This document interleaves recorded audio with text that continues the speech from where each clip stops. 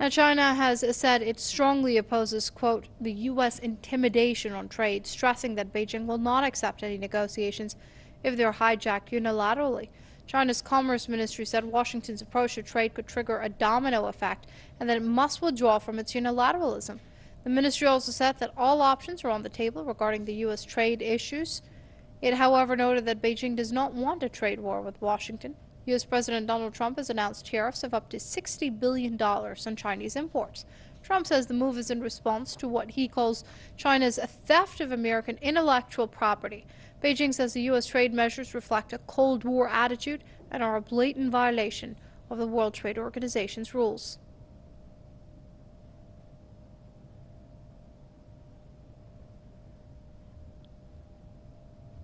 Joining us via Skype from San Francisco is Jack Rasmus. He's a professor of economics at St. Mary's College. Many thanks for joining us here on Press TV, Dr. Rasmus. Now, is Beijing right when it says that what Donald Trump is pursuing is basically a Cold War mentality?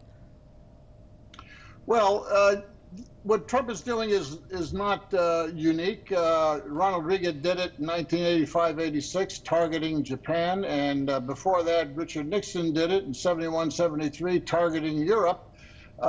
Periodically, when it looks like the U.S. position and dominance in global trade is being challenged or weakening, or if there is a slowdown coming in the global trade, the U.S. renegotiates its trade relationships, changes the rules of the game, and that's exactly what Trump is doing. This is not a trade war. If it's a trade war, it's the first salvo of the steel aluminum tariffs are strange first shot. The U.S. stopped even before it began shooting, exempted all of those countries, including Korea, Mexico, Germany, and others that are the major importers to the U.S. of steel and aluminum. They're exempt from the tariffs.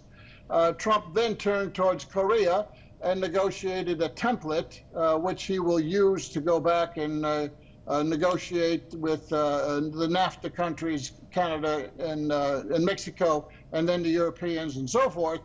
And of course, the main target is always China.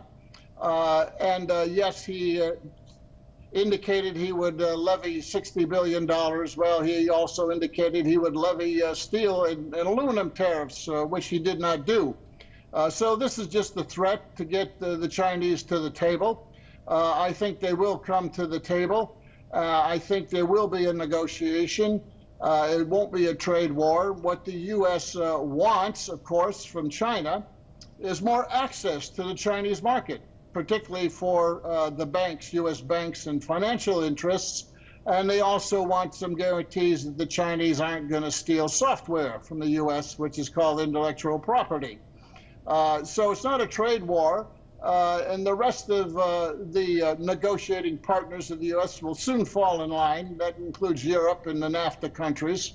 The deal with Korea is a very soft deal. Korea is not subject. Korea is the second largest importer of steel to the U.S. and has been exempted from the tariffs that Trump announced. Right. Now, Dr. Rasmus, considering that all these nations are coming to the negotiation table, does that mean Trump's tactics are working? Well, so far they are working. As far as America's so-called allies are concerned, they are willing to come and negotiate minor adjustments. You see, these aren't major adjustments. These aren't what Trump promised during his campaign. He was going to abandon NAFTA and so forth. This is just minor adjustments to existing trade relationships, and they know that now. And what Trump wants to do is to take these minor wins and then run for re-election and say, see what I did? I promised you I would protect American jobs, which aren't going to be protected at all, and use it as a campaign tactic and strategy, you see. This is what this is about. No major change is going to occur here with the U.S. and its allies, and the main target has always been China, because China is the one that the U.S. has the biggest trade deficit with. The Korean deal just signed is a template. Very, very minor adjustments there, no big deal. And the rest of the negotiations will be no big deal either. and China will be the real issue, and China is the real objective. Right, but Dr. Rasmus, isn't it a little bit of hypocritical of the U.S. to be using such arm-twisting policies, considering that it is the U.S. that heavily lobbies for these free trade agreements to begin with? Well, yes, so, but you can speak out of both sides of your mouth if you're a politician, and that's exactly what they do. It has nothing to be hypocritical. This is global politics. America is the dominant economic power, and it exercises that power and it twists arms with allies and with everybody else when it suits it.